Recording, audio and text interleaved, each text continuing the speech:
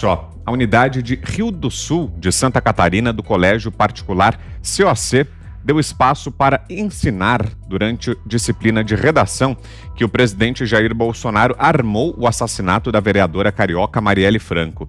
A afirmação foi feita durante aula virtual conduzida pela professora Tanay Gonçalves Notargiacomo. Ao falar sobre violência na política, a professora garantiu que Bolsonaro não foi vítima de crime político no decorrer da campanha eleitoral de 2018. Apesar de o então candidato ter sido esfaqueado por um homem que foi filiado ao PSOL, ela definiu o caso como protagonizado por popular, um mero civil da sociedade. Sobre o caso da vereadora assassinada em março de 2018, a situação foi diferente, ao menos na visão da professora. Indo contra todas as investigações, ela garantiu que Marielle foi vítima de violência política armada pelo homem que é o atual presidente da República. Vamos assistir. A facada que Bolsonaro tomou foi uma violência política?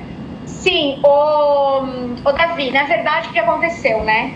A violência política ela é praticada por políticos. Bolsonaro levou uma facada? Levou, foi uma violência? Foi, mas não foi praticada por político, foi um popular que fez, né? Foi um civil que fez isso. Agora, o que o Bolsonaro armou, né, para matar Marielle Franco, ele sendo um político, matando uma outra política, isso sim é uma violência política. Entendeu? O esquema? O que é isso o quê, Júlio? Não, gente, a violência política, ela é uma violência praticada por políticos contra outros políticos ou tentantes a candidatos. É a tentativa de, às vezes, anular a possibilidade de alguém se candidatar, de alguém ser eleito. Por quê? Porque não concorda com aquilo, porque não quer uma pessoa LGBTQI+, sendo candidata e eleita, porque não quer uma mulher sendo eleita, porque não quer uma negra ou um negro sendo eleito. A Marielle, que estava tentando combater as milícias, tendo em vista que as milícias são organizadas por civis, por militares, etc., a Marielle ela foi morta para que ela parasse de tentar combater as milícias e investigar. Isso foi uma violência política. Silenciar políticos, mas não um aleatório, tipo nós, assim, somos aleatórios, entendeu? O cara da facada não trabalhava para outro partido, mas se ele fosse de um partido político que realizou a facada, sim, seria uma violência política. Daí sim, com certeza, Ana. Fala da entrevista contra o Lula de atacar porque ele se... Sim, isso é uma violência, não é física, é simbólica, entendeu? Tá então, Fiuza, estamos ainda meio perplexos aqui com isso. Bolsonaro armou a morte de Marielle. Queremos ouvi-lo, Fiuza. Essa professora sabe tanto de política quanto o Lewandowski sabe de vacina, né? É isso. O Brasil, o problema principal é que a questão das instituições foi avacalhada no Brasil por panfletos, né? Por panfletagem. Por isso é que eu digo, muitas vezes as pessoas dizem, não, porque esta doutrina, né, é uma doutrina, aí dão vários nomes aí, no espectro político, direita, esquerda, não sei o quê. Isso aí não é uma doutrina, né, Vitor? A gente olha para isso e vê que isso é uma panfletagem miserável, né? Miserável. E o que a gente se ressente é que esse tipo de situação, em sala de aula, isso acontece no Brasil inteiro. Isso é em todo o território nacional, em todos os níveis de ensino, né? Não é 100%, evidentemente, mas isso é uma epidemia. Isso é uma epidemia. E eu falo tranquilo porque eu sei que todo mundo que está me assistindo já ouviu casos assim, em grandes centros, escolas públicas ou particulares. E não é só Bolsonaro, não. Eu lembro eu até escrevi sobre isso, era um teste pré-vestibular que procurava todo petista, né, assim, na sua forma, e que procurava resumir o governo Fernando Henrique Cardoso, e a resposta certa era o governo do apagão, né, da crise energética, sendo o governo que fez o Plano Real, né, a maior reforma econômica da história contemporânea do Brasil, talvez de toda a história, né? E isso era numa escola de elite. Também vi numa escola de elite, também escrevi sobre isso, a tese de que o impeachment da Dilma Rousseff não existiu, que ela foi deposta, que ela sofreu um golpe de Estado. São essas coisas que a gente vê na educação brasileira, nas salas de aula. Então, o que nós precisamos trazer não é eu acho, uma dicotomia, né? Isto é uma doutrina, nós vamos responder com a doutrina do outro lado. Não, isso aí é vagabundagem. O nome disso é vagabundagem. Isso é uma cartilha, uma panfletagem. Nem serve a uma doutrina. Quer dizer, não, eles estão criando, estruturando um negócio. Não, eles estão fazendo uma cartilha. São kits de 1,99 de heroísmo, né? De revolucionário. Che Guevara de broche, de burguesia, né? É só isso. E eles vivem disso, né? Eles vivem de trazer essa expectativa revolucionária, esse charme.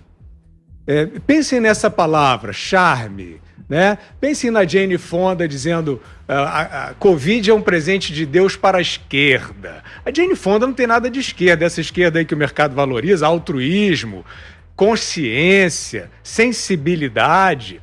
É isso que o mercado compra como esquerda. Senão a Jane Fonda não estava se auto-intitulando de esquerda. Então ela não tem nada disso, ela é rica, é uma burguesia egoísta que quer tudo para ela e finge que está sendo protagonista de uma revolução. Isso é uma praga, isso não é ideologia. Que coisa horrível, hein, Augusto? Isso é analfabetos, né? O programa principal é isso aí. Eu, quando morava em Porto Alegre, minhas filhas vieram com um comunicado dos professores que tinham entrado em greve, colégio particular, caro. E eles iam entrar em greve e estavam explicando por quê.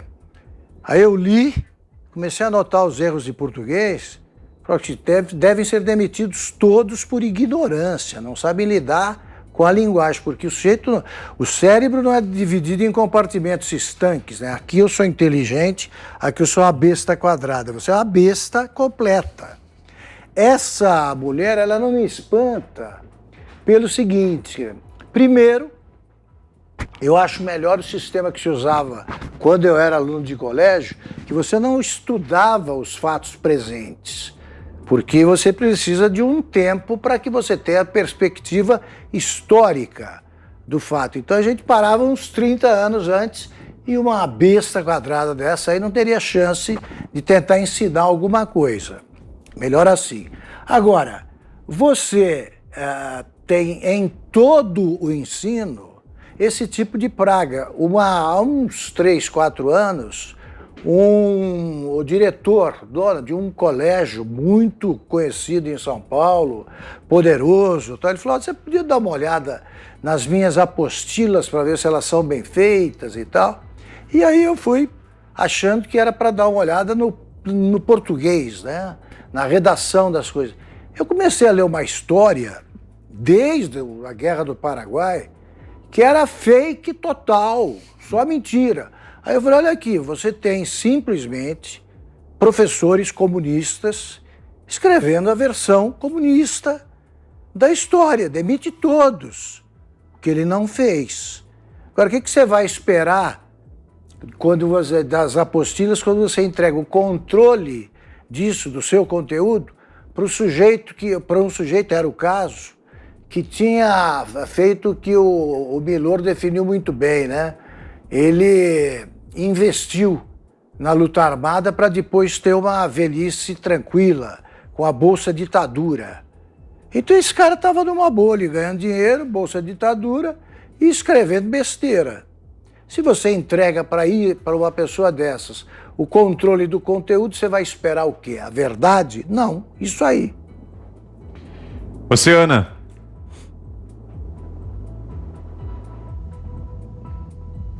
A gente ainda não está ouvindo a Ana? Será que está fechado o microfone da Ana? Vamos tentar de novo. Agora sim, Ana. É uma tristeza, né, Vitor? Porque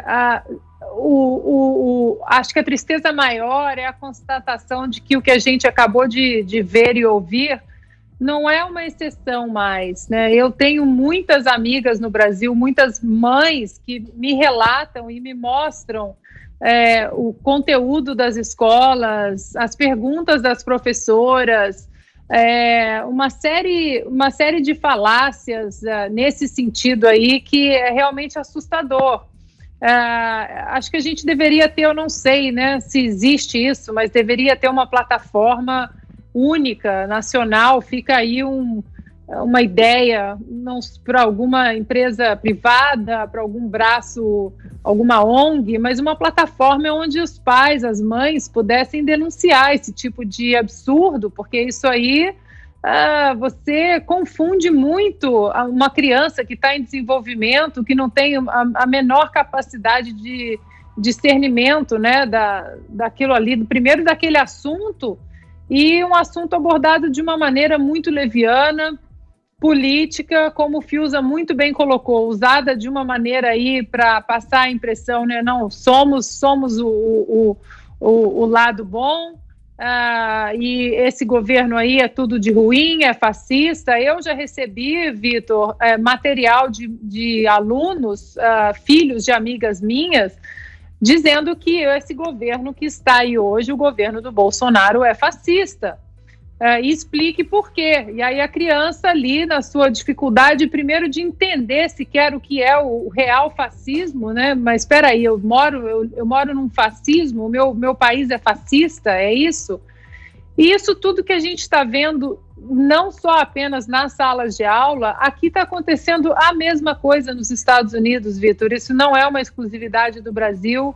A minha enteada chega em casa também aqui na Califórnia com conteúdos, no mínimo, suspeitos, onde a gente gasta um tempo explicando, não é bem assim. Ela já chegou em casa dizendo que o capitalismo era malvado, que o capitalismo empobrecia mais ainda as pessoas necessitadas, e tivemos que sentar e explicar exatamente, né, toda a história do capitalismo, enfim. Então, que quem sabe a gente não acha aí uma plataforma para que os pais possam denunciar esse tipo de atitude, que isso aí é um crime, uma violência contra a criança. Diga, Zé.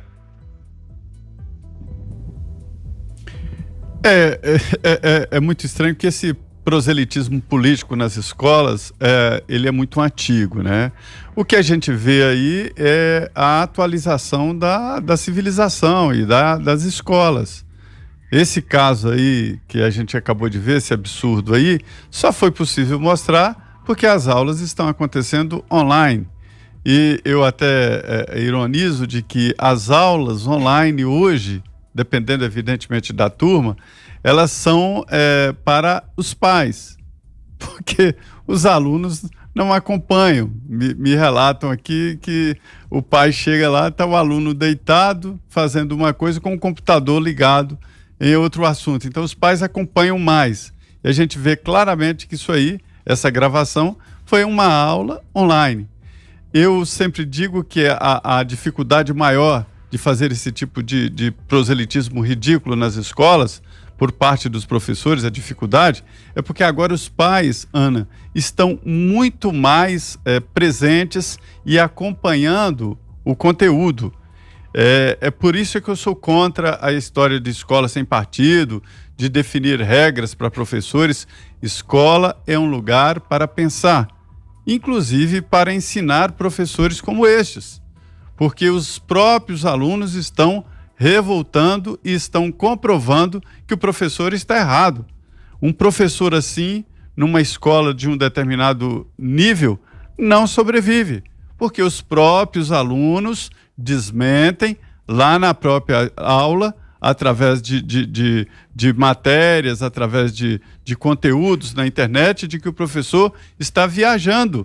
Então, eu acho, na verdade, que nós estamos chegando a um ponto que os próprios pais estão dirigindo os professores, e isto é muito bom.